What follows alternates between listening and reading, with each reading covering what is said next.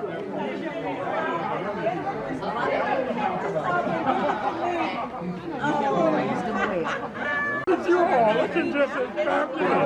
right, everybody, we're going to get started. I'd like everybody to come in.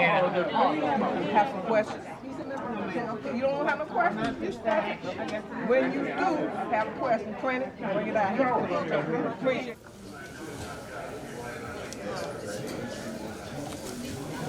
Testing 1 2 1 2. Testing 1 2. Testing 1 2.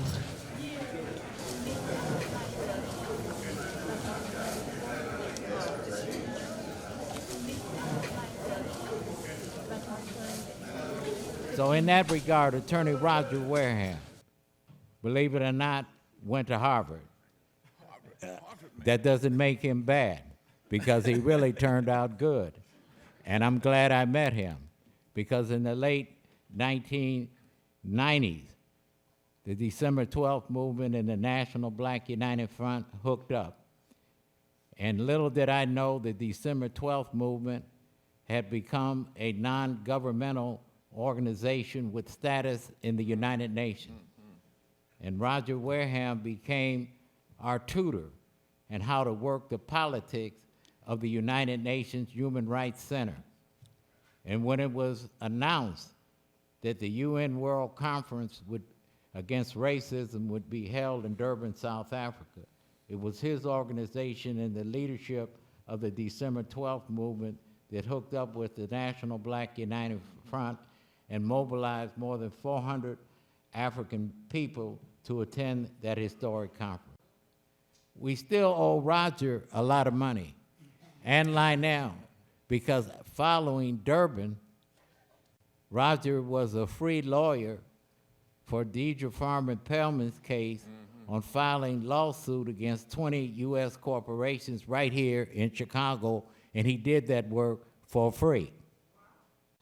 So Rodger Wareham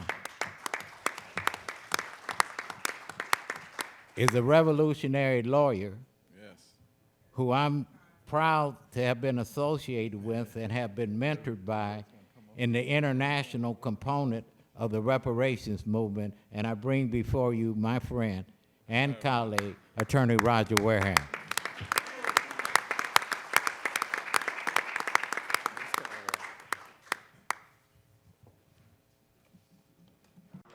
Could have done me a favor and not have me follow Charles Barron. Good afternoon. And I'm glad to be back in Chicago. I don't think I've been in Chicago since the lawsuit was knocked out back like 12 or 13 years ago. But it's good to be back. This is a different Malcolm X College than the one I saw back in 2006. You know, so I think that's good. I think it's appropriate that we're here in Malcolm X College because Malcolm X was one of our leaders who made it very clear of the relationship between our struggle here and the international struggle, that there was no separation, that we had to understand that we had to understand that the first African that was taken from the continent of Africa to be brought to this hemisphere, that was an international act. That was an international crime that we suffered from then and that we suffer through to today. So I'm going to talk a little bit about what we had done and when we went to Durban, and Conrad talked about the December 12th movement's involvement in the United Nations. It came from taking up Malcolm X's dictate to us around taking our struggle outside the very narrow parameters of civil rights that were determined by the people who were responsible for denying us our civil rights and putting it in the international arena where we had allies. And so that's why we started going to the United Nations back in 1989. And from the beginning took up the question of how do we get repair for the damage that was done, not only from the transatlantic slave trade and slavery, but from the ongoing violations of our human rights that continue right now in 2019. That we are the victims of, we are the victims of what you could call a joint criminal enterprise. And you think about RICO, the Racketeering, Influence, and Corrupt Organization Act, and you think of, okay, that's the mafia, that's organized crime. But we're the victims of organized crime, of organized criminals. The United States of America, Western Europe, France, Britain, Belgium, Italy, Switzerland, Germany. They were a criminal enterprise that started out in terms of the transatlantic slave trade, treating us as property, as capital, continued with colonialism, and we suffer the results from that today. And there's a point from the quote that Conrad said around Malcolm, we continue to suffer from those things. So it was not something like in 1865, when slavery formally ended, the consequences of slavery ended. It got worse. You know, there was a book called Slavery by Another Name, which talks about convict leasing that occurred after the chattel slavery formally ended. And it was worse in some ways because you had no work, you had no reparations, you had no way to survive, and they pick you up for vagrancy. And then you can't pay to get out of jail, they lease you out. And these corporations leased you out and worked you to death because they didn't have to support you to keep you. You weren't their property. They leased you, like the way some people treat rental cars. They don't treat it the same way they treat the car they paid their money into. They treat it and they run it down, and they work people to death, and then they went and leased some other people. So that's the joint criminal enterprise that we are the victims of. In the international arena, we raised up the question of reparations because we saw it as something, two things happened. In the United Nations, they had one of the items they deal with is racism.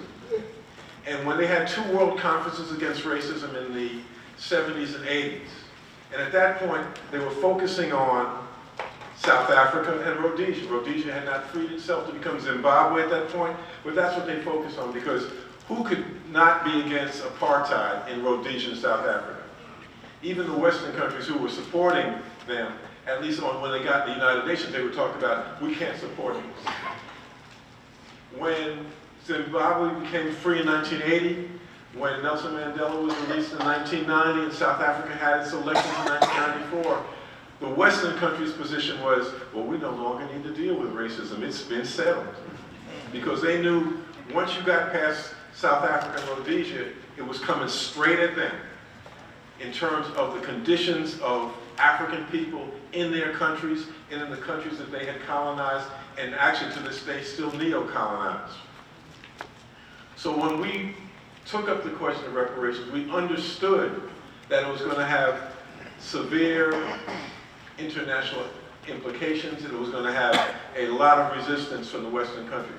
And I just need to lay out a little bit of the framework of the United Nations so you can understand how it functions. The United Nations divides countries into 5 geographical regions. There's an African region, there is an Asian and Pacific region, there is a Latin American and Caribbean region, there's a Central European region, and then there's this other region which they call the Western European and others. So I say Western Europe, and you know the countries that come to mind. But then when you get to the others, you sort of hop, skip around the globe. You have Canada, New Zealand, Australia, the United States, Israel, and I know that people in the United States are very weak in geography. But there's no geographical continuity with that group of the Western European and others. The only continuity is that they were all colonizers or settler colonies, and that's their unit. So you know that the deck is stacked when you deal in the United Nations around these regional groupings. We pushed as an NGO, a non-governmental organization, when they talked about taking racism off of the human rights agenda, we said no.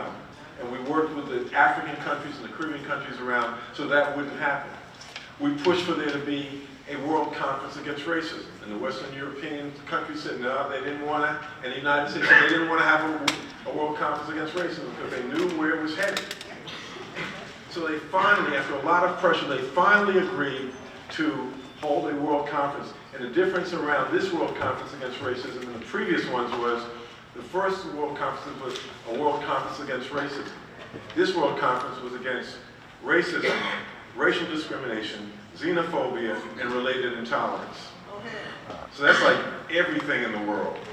And if you throw everything in the pot, you dilute the focus on racism and white supremacy. And so that was their agreement to hold this World Conference. So they agreed finally that it was going to be held in Durban, South Africa in 2001, and Ray mentioned that in his overview. And it was significant because South Africa had just freed itself from apartheid. Mandela was president, and so it was symbolic. We, as a non-governmental organization, said we had 3 issues that we wanted to see come out of this World Conference. It was not just to go there and have a feel-good and rub shoulders with diplomats. It was to have a very concrete product that would come out of that World Conference. And that concrete product were 3 things. One was a declaration of the transatlantic slave trade as a crime against humanity. Second was reparations for the victims, the descendants of the victims of that crime against humanity. And third was to recognize the economic basis of racism. That racism and white supremacy didn't just sort of float out of the sky. It was an ideology that was developed to justify an economic enterprise. These were people who called themselves Christians, and they had to develop a rationale for why they were trading in human beings and treating them as property and treating them as less than human. So that's where the ideology of racism came. But to understand how it continued even when slavery was formally abolished, you have to understand that the economic enterprise continued, just in a different form. And that to have a country where a 1/10% of the population controls over 80% of the wealth, and not have that 99% of the country rebel against that is, well, how do they do that? I mean, how do you do that trick? You do it by playing people off against each other. Making people who are basically in the same situation think that, you know what, I may be Poe, but I ain't no nigger. And that's how, I mean, that's what the ideology of white supremacy is. And people buy into that. And so what we needed people to understand coming out of the World Conference Against Racism was that the basis of white supremacy and racism was economic. And once you grasp hold of that, you get to the points that Charles Barron raised around the necessity for a fundamental change in the system of the United States. But you got to get there through a process. You can't declare it. People have to come to that from their own experience. They have to push all the buttons and try all the levers and finally come to, you know what, this isn't working. And so out of that World Conference, people came from around the world, and black people came from all over. You know, there's like, I think it's like 15 to 16 million black people in Colombia. Nobody even thinks of Colombia as how many black people they have in their population. There's 100 million in Brazil. They dropped us all over the Western Hemisphere, which is why we speak different languages, you know, but our basic commonality, like Ray talked about, is the discussion around how do we repair the damage that was done to us so that we can exist as fully developed human beings, have communities that reflect that, and that we can develop to the fullest extent of our capability, of our possibility. So we came together, and black folks from Brazil, from Colombia, from Peru, from Ecuador, from Europe, talked about the different forms that racism expressed itself in their country. And they were all legitimate. But our struggle was that no matter where we came from, at the top of our agenda should be those three issues. The Declaration, reparations, and the economic basis. Because we understood that if we all talked only about the way racism affected us, nothing would come out. And the objective of these UN World Conferences is to come out with a document, something that you could take back and refer to. This was a document that came out, the Durban Declaration and Program of Action, that declared the transatlantic slave trade and slavery was and should always have been a crime against humanity. That reparations were due to the descendants of the victims. Crimes against humanity are very important because there's a thing in the law called statutes of limitation. The statutes of limitations are artificial times that are set by a country or municipality beyond which they say, if you haven't sued or prosecuted by then, that person's scot-free. So there used to be a limited statute of limitations on rape. There's no statute of limitations on murder. There's no statute of limitations on crimes against humanity. So if there were any possibility of taking these countries, these criminals, this joint criminal enterprise to trial or to task, it would be because there was no statute of limitations for the crime, not only for the crime they committed in terms of the transatlantic slave trade and slavery, but the continuing violations of that crime right through Jim Crow, right through the conditions that we are all very familiar with that we face today. So we got, and like I said, there were black folks from all over the world, and non-governmental organizations. We got them all to agree that at the top of the agenda, of the top of what they were going to be lobbying for were those three things, which was, some folks said that couldn't happen. The folks were going to be very narrow and only look at their own circumstances. But we got folks who agreed, what is the commonality of Africans, particularly in the Western Hemisphere, who've been the subject of colonialism and slavery. So that was the first very major victory. And like I said, we had meetings where we had to have translators because people spoke French, they spoke Spanish, they spoke Portuguese, some spoke Russian.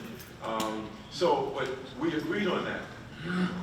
NBUF, Dr. Wareham, and our organization, the December 12th Movement, took 400 people to Durban to lobby for that. So in addition to what all the other folks that came, we brought 400 people from throughout the diaspora who were committed to that, which meant that when we got to the United Nations, when we got to that conference, we went out to the different delegations and talked to them around why this needed to be important. And it wasn't like this was the first time they had been hearing it, because prior to getting to the World Conference, the United Nations has what they call PrepCon. And it means that in each region, they have in each region, they have a meeting to discuss what they're going to bring to the World Conference. The United States, well, we don't have time to go into all this, but they had PrepCon.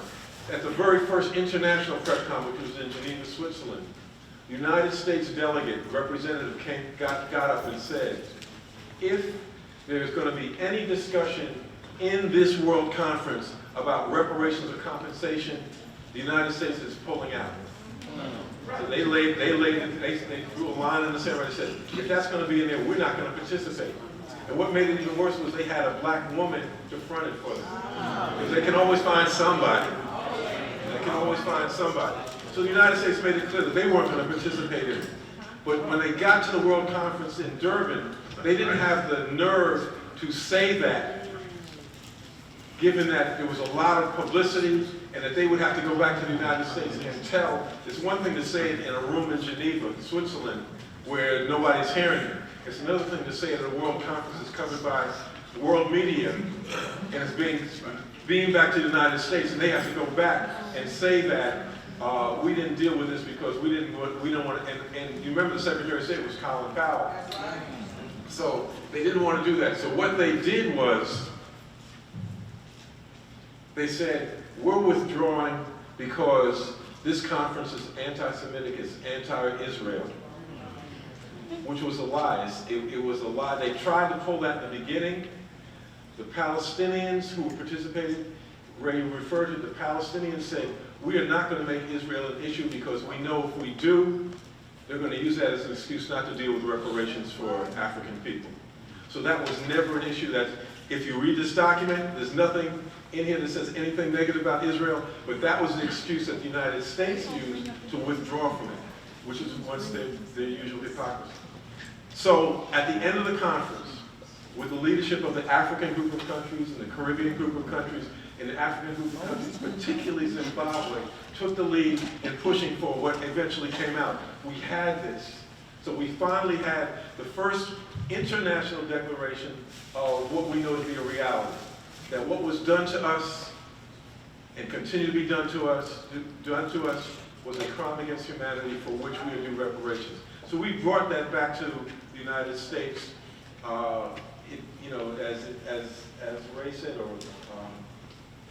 Charles said, we landed on the 9th, coming back from Durban.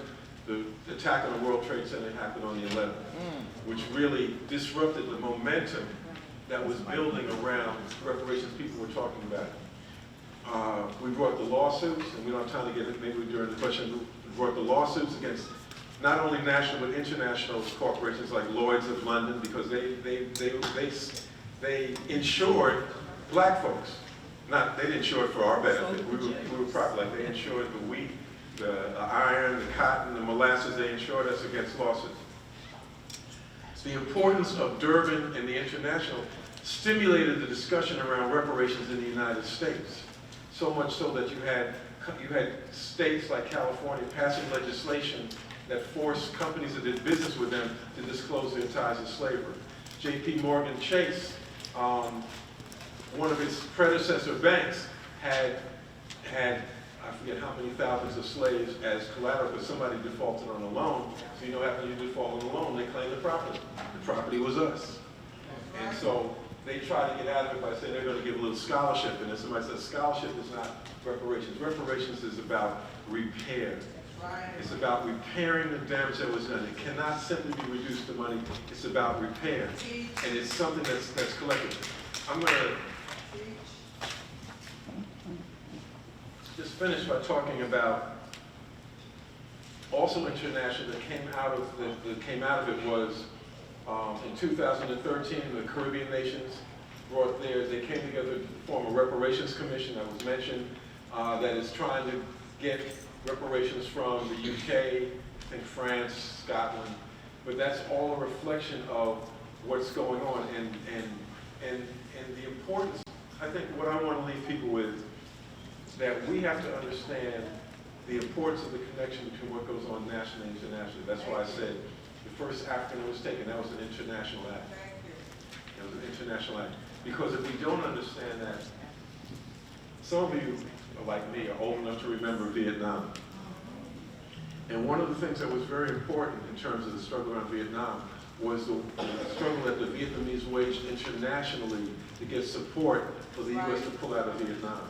And they were engaged in discussions in Paris.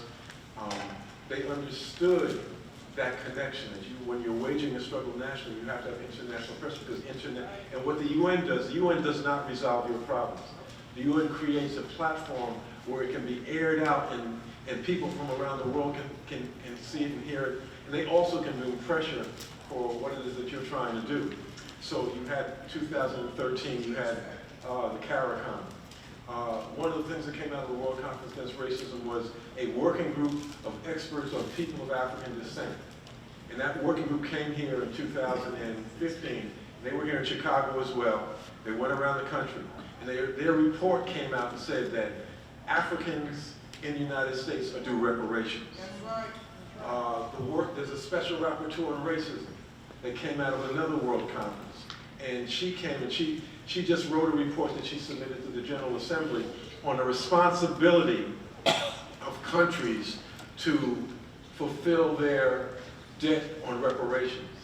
And she lays out the whole different things. And one of the things she lays out is that one of the problems is that when they're applying the law now around statutes of limitations and why it is states shouldn't have to pay, the laws they're applying were set up by them. That's right. To make sure that they wouldn't have to pay. And I said, at that meeting, I said, look, I do criminal defense. I don't know any criminal who willingly surrenders themselves or willingly says, this is how I should be punished.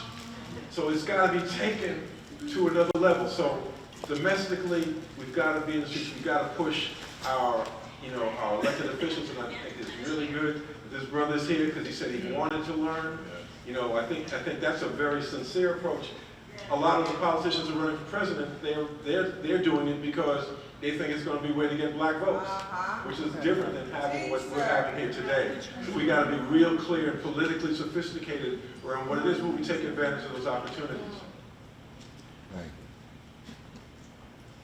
The demand for reparations for us here and around the world, we're dealing with the same enemy in that sense, or the same debtor, or the same perpetrator of the same joint criminal enterprise. That's right. Because they have their own internal divisions, but when it comes to us, they're like, they are a joint. We have to look at them as a joint criminal enterprise.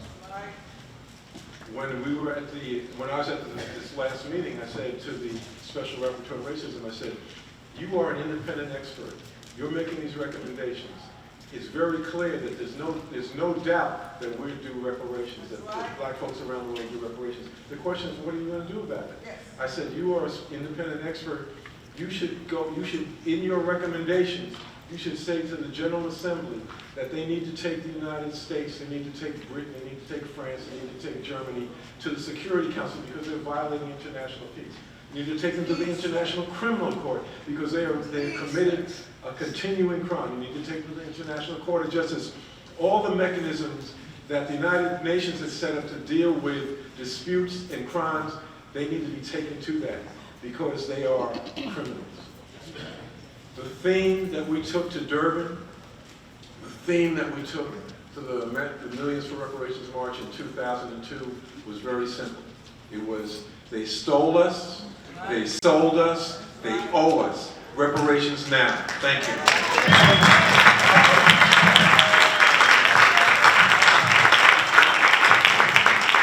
Thank you. I'd like to take the opportunity to announce a couple of our colleagues that came in. Alderman Sophia King